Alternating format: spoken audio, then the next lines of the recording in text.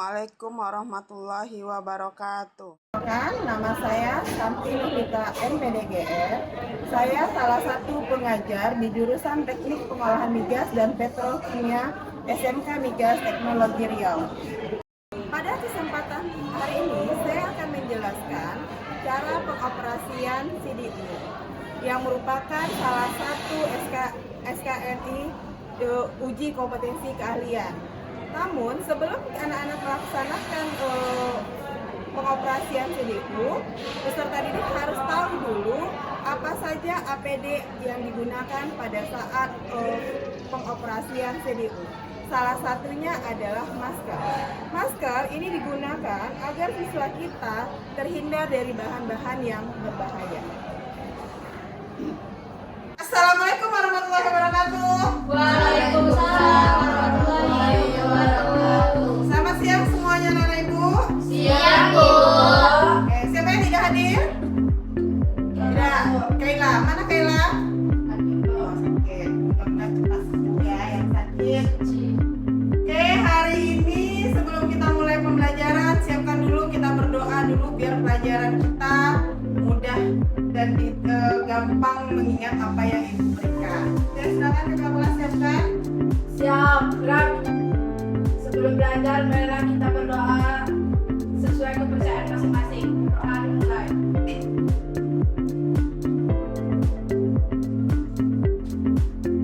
Doa selesai, ucapkan salam.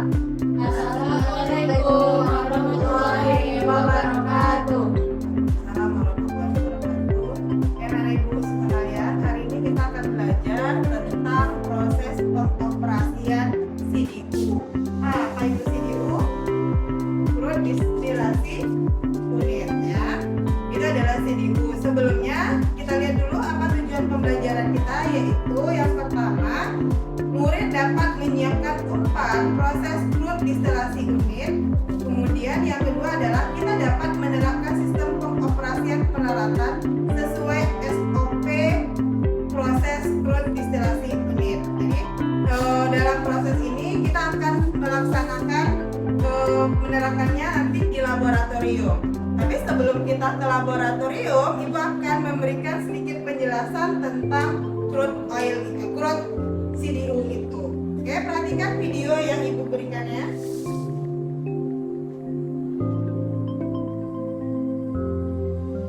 Salah satu elemen kunci dari banyak pabrik proses adalah sistem distilasi. Penting bagi operator untuk memahami cara kerja sistem distilasi karena memastikan sistem berjalan dengan baik merupakan bagian dari pekerjaan mereka. Tujuan dari setiap sistem distilasi adalah untuk memisahkan campuran cairan menjadi dua atau lebih komponen. Pemisahan berlangsung di kolom atau menara distilasi.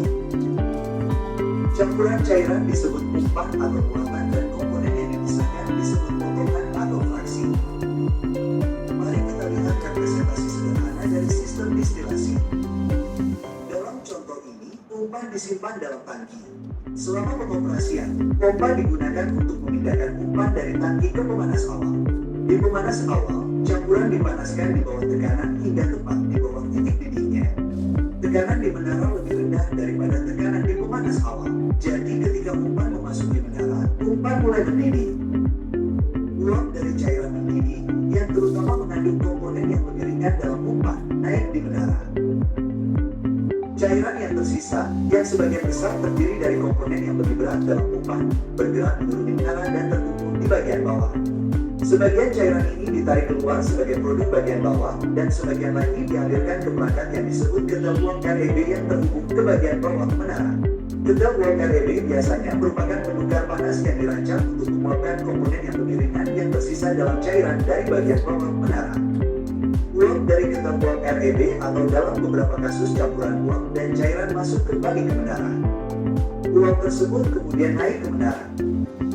Uap ini dan panas yang dikandungnya sering disebut sebagai boil up.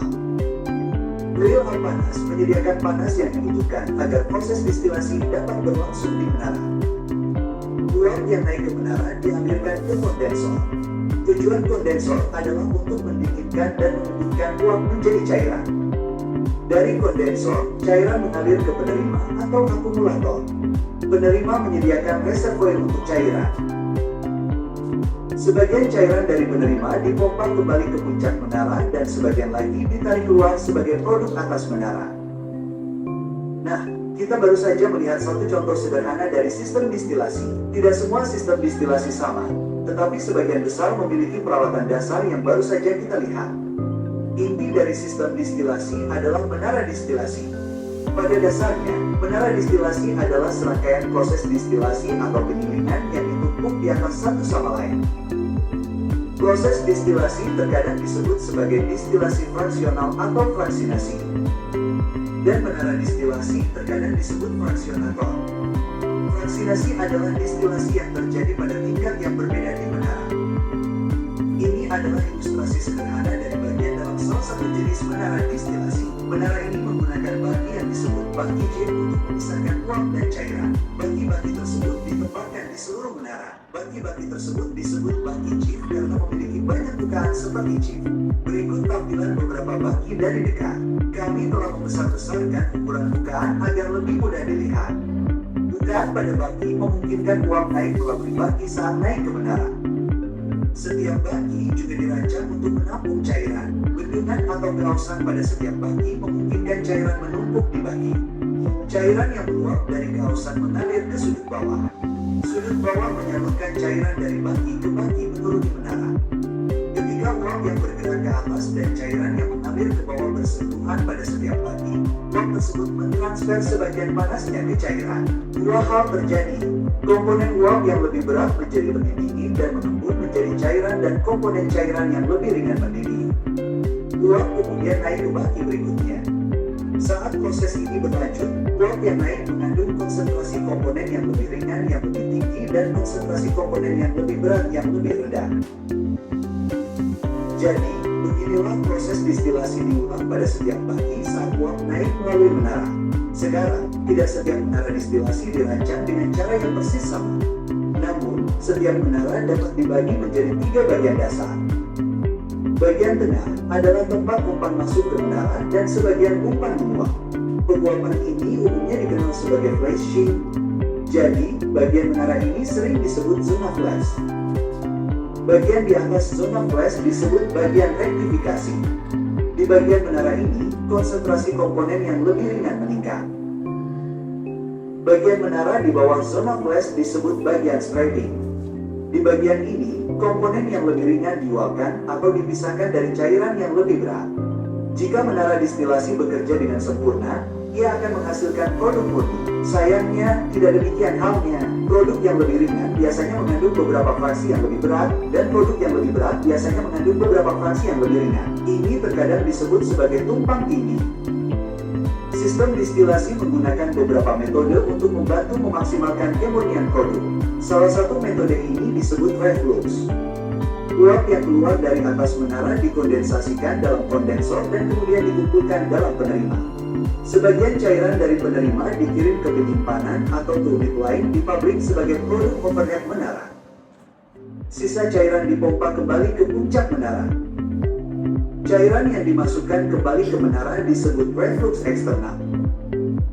Karena terdiri dari cairan yang didinginkan di kondensor, reflux eksternal lebih dingin daripada cairan di puncak menara. Saat reflux eksternal mendinginkan puncak menara, uap yang terbuat dari fraksi yang lebih berat mengembun. Cairan yang terbuat dari fraksi yang lebih berat mengalir menuruni menara dan disebut sebagai reflux internal. Sementara itu, puncak menara masih cukup panas untuk menjaga fraksi yang lebih ringan dalam bentuk uap.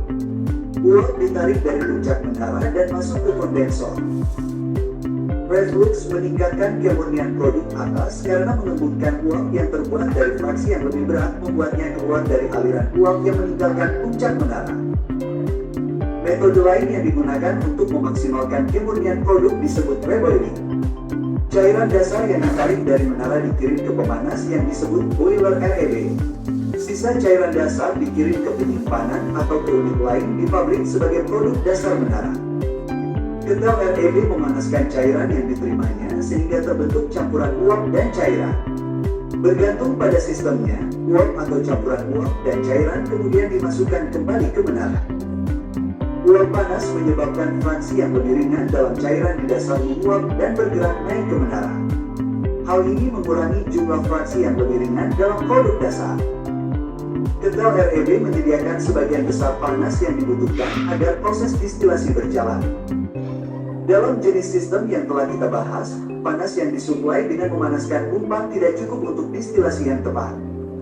Kental REB diperlukan untuk menyediakan panas tambahan yang cukup untuk menguapkan fraksi yang lebih ringan di menara sehingga produk memenuhi spesifikasi. Meskipun semua menara distilasi memiliki fungsi dasar yang sama, tidak semuanya memiliki komponen internal yang sama. Satu jenis menara menggunakan baki yang disebut baki chip untuk memisahkan uap dan cairan.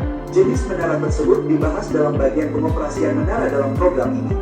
Pada bagian ini, kita akan melihat ke dalam dua jenis menara distilasi lainnya dan melihat perbedaan komponen internalnya. Mari kita mulai dengan menara yang menggunakan baki dengan tutup gelembung. Lubang-lubang di setiap baki ditutup dengan tutup yang disebut tutup gelembung. Celah-celah di tutup gelembung ini menyebabkan uap yang naik melalui cairan di baki. Setiap tutup gelembung memiliki banyak celah dan setiap baki memiliki banyak tutup gelembung untuk menyebarkan uap. Hal ini memastikan kontak maksimum antara uap dan cairan sehingga perpindahan panas maksimum dapat terjadi. Jenis menara lain yang disebut menara pengepakan berisi lapisan perangkat yang disebut pengepakan alih-alih baki dengan tutup gelembung. Ada banyak jenis pengepakan yang berbeda. Beberapa menara memiliki bagian yang diisi dengan cincin silinder seperti yang diilustrasikan di sini. Ini dikenal sebagai cincin pasif. Jenis pengepakan lainnya dikenal sebagai pulsa dalam. Pengepakan memecah cairan sehingga mengalir di atas area permukaan yang luas. Ini mengekspos lebih banyak cairan ke uap dan meningkatkan perpindahan panas dari uap ke cairan. Pengemasan dapat dibuat dari berbagai material, termasuk porselen, tembaga, aluminium, dan besi. Persyaratan utamanya adalah material tersebut harus kompatibel dengan cairan di menara dan kondisi pengoperasian menara. Lebih banyak komponen yang lebih berat akan menguap dan menjadi bagian dari produk atas alih-alih mengalir menuruni menara sebagai cairan. Di sisi lain, jika suhu di bagian atas menara lebih rendah dari yang seharusnya, lebih sedikit komponen yang lebih ringan akan menguap. Beberapa komponen yang lebih ringan akan tetap sebagai cairan dan mengalir menuruni menara. Suhu di bagian bawah menara juga penting. Suhu di bagian bawah menara biasanya sedikit di bawah titik didih komponen yang lebih berat. Jika suhu di bagian bawah menara terlalu tinggi, lebih banyak komponen yang lebih berat akan menguap dan bergerak naik menara alih-alih tetap sebagai cairan. Jika suhu di bagian bawah menara terlalu rendah, lebih sedikit komponen yang lebih ringan akan menguap dan bergerak naik menara. Tempat lain di mana kontrol suhu penting adalah di titik umpan. Suhu pada titik umpan harus berada dalam rentang titik didih campuran. Suhu pada titik umpan harus mendekati suhu baki umpan. Suhu baki umpan bergantung pada lokasi fisiknya di menara. Misalnya, semakin rendah baki umpan di menara, semakin tinggi suhunya. Jika suhu pada titik umpan lebih tinggi dari yang seharusnya, lebih banyak komponen yang lebih berat akan menguap dan bergerak ke atas menara alih-alih bergerak ke bawah menara sebagai cairan. Di sisi lain, jika suhu titik umpan terlalu rendah, lebih sedikit komponen yang lebih ringan akan menguap dan lebih banyak komponen yang lebih ringan akan berakhir di dasar menara. Meskipun suhu di berbagai titik dalam sistem distilasi penting, hubungan antara suhu juga penting. Suhu menurun saat material bergerak lebih tinggi di menara. Penurunan suhu secara bertahap dari dasar menara distilasi ke atas disebut gradien suhu. Gradien suhu diukur dalam hal perbedaan antara suhu di dasar menara dan suhu di puncak menara. AI can build an entire app in a minute. Dan tadi video yang sudah ditayangkan, itu kan kita nampak adalah menara distilasi. Di mana menara distilasi itu kan ada top atas, top bawah. Top atas itu menghasilkan fraksi yang bagaimana? Fraksi yang ringan. Sedangkan top bawah menghasilkan fraksi-fraksi yang berat. Fraksi yang ringan itu apa contohnya? Gas, ya, dia menghasilkan gas kan? Karena dia menghasilkan apa? Karbon C1, C2 dan C3. Sedangkan menara top bawah itu adalah sisa biasa kita pakai di jalan. Aspal, dia adalah residu atau sisa aspal. Oke, untuk lebih jelasnya bagaimana proses ini, nanti kita akan lakukan beberapa percobaan percobaan di laboratorium. Oke, sekarang kita akan ke laboratorium. Kita pakai laboratorium, jangan lupa pakai APD lengkap. Apa? Pakai baju lab, sarung tangan dan masker.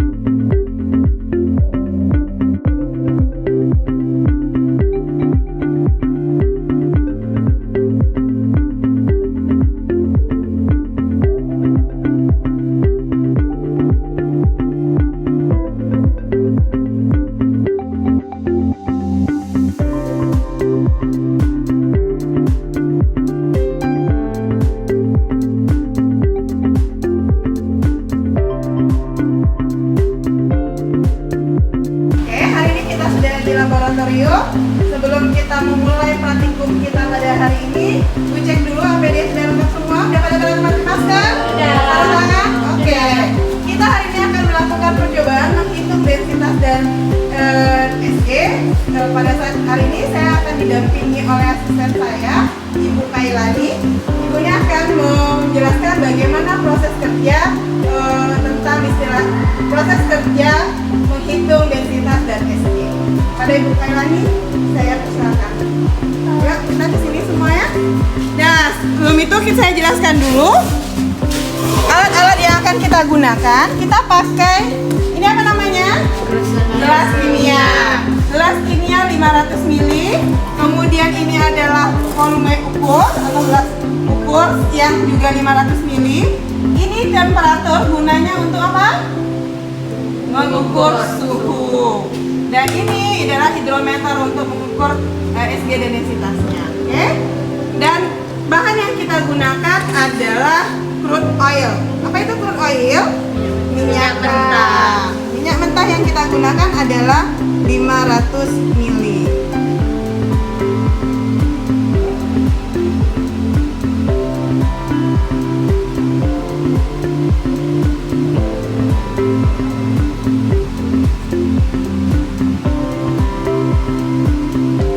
Kerjanya akan dijelaskan oleh Ibu Kailani.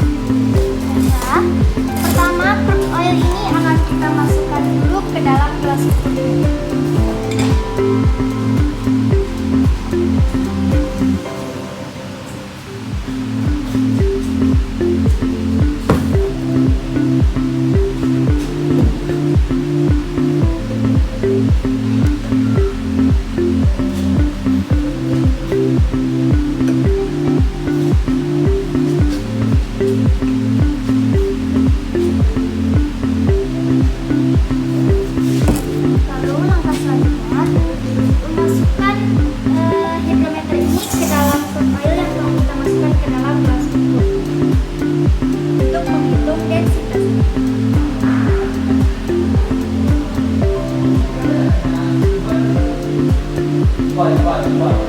Nah, setelah itu, jika dia sudah mengapung, bisa dilihat dari sini, dia mengapung pada garis 55. Maka nilai densitas dari oil ini adalah 0,855.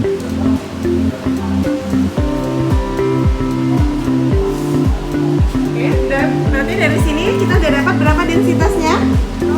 0,855. Nah, jadi setelah kita menghitung densitas dari crude oil ini, kita dapatkan 0,855.